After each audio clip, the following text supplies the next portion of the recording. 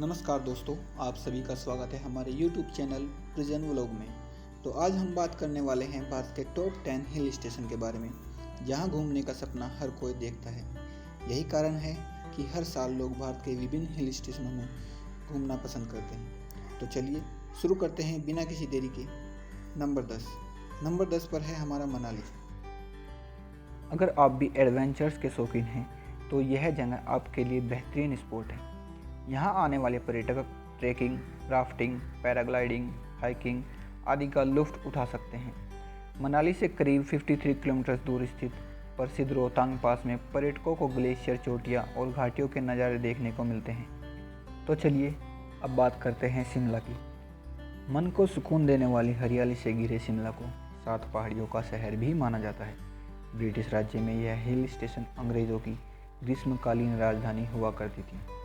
यहाँ पर जनवरी से मार्च में स्काइंग करने का सबसे अच्छा समय माना जाता है। यहाँ घूमने के लिए डी मॉल, तारा देवी मंदिर, शिमला स्टेट म्यूजियम जैसी बहुत सी जगहें हैं। डी मॉल शिमला की शॉपिंग गली है, जहाँ पर कई रेस्टोरेंट, क्लब, बार आदि भी शामिल हैं।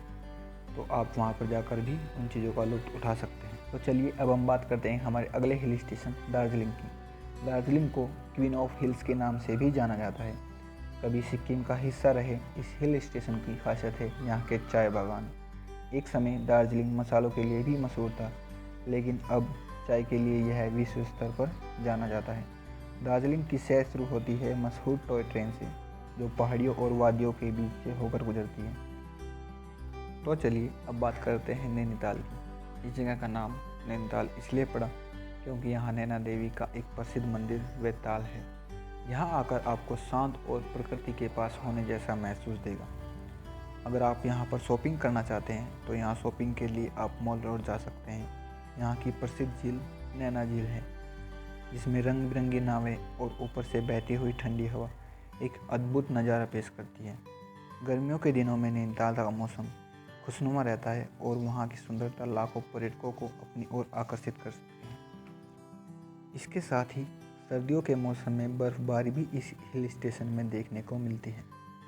तो चलिए अब बात करते हैं हमारे अगले हिल स्टेशन की। अगर हम बात करें मसूरी की, तो यहाँ हमें पहाड़ी वादियों का असली नज़ारा देखने को मिलता है। एक ओर पेड़ों से सजे ऊंचे पहाड़ और दूसरी ओर उतनी ही गहरी खाई दिल की धड़कनें रोक देती हैं। मसूरी में पड़ने वाली पहली बर्फ़ का आनंद ही कुछ और होता है। भीड़ भाड़ से दूर यहाँ का मौसम सैलानियों को अपनी ओर आकर्षित करता रहता है। यहाँ पर जरीफन फॉल और गन हिल जैसी बहुत सी देखने लायक जगहें हैं, जहाँ पर जाकर आप लुत्फ उठा सकते हो।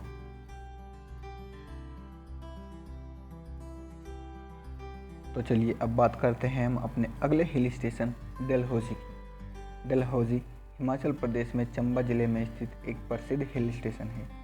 यहाँ का मौसम इतना सुहावना होता है कि आपको इससे प्यार हो जाएगा। अगर आप भीड़भाड़ से दूर किसी सुंदर जगह जाना चाहते हैं तो यह जगह आपके लिए बिल्कुल सही है। इस हिल स्टेशन का निर्माण 1854 में British governor general Lord Dalhousie ने किया था। यहाँ पहुंचकर आप बकरोटा हिल्स, सेंट जॉन चर्च, गंजी पहाड़ी, बड़ा पत्थर मंदिर, गांधी चौक प्लाजा जैसी बहुत सी जगहें घूम सकते हैं।